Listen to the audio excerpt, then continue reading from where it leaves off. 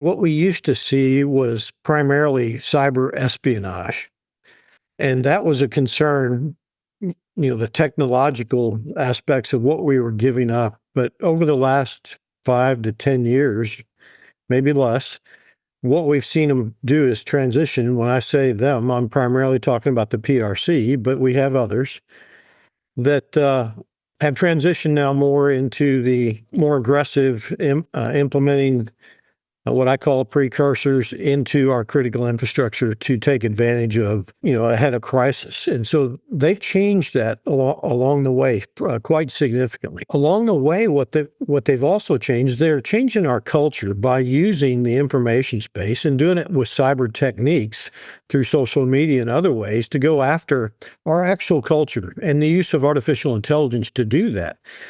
They are in the middle of our political discussions. They fan the flames of political divide in this country through the use of cyber techniques and cyber capabilities as well.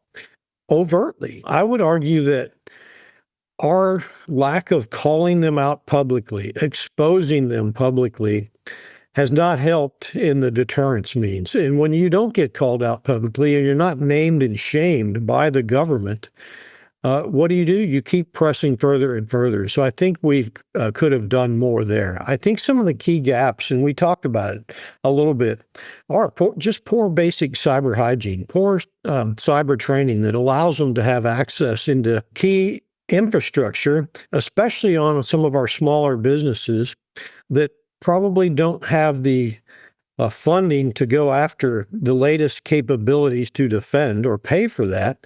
And they haven't prioritized that. And so I think that has hurt us a little bit. So updated policies, updated capability, I think would actually help us significantly. You mentioned CMMC standards.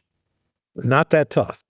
But if you are going to do business with the government, you need to meet the CMMC standards for cybersecurity, cyber resiliency. And we need to make sure everybody's educated on what that is, what that means, and that they're investing in the capabilities. Right now, what we see, especially in the defense industrial base, is that the major companies providing platforms such as airplanes, ships, you name it, are relying on a supply chain that goes significantly deep into the small business industry. And that's our key vulnerabilities for access into the broader critical infrastructure, if you will.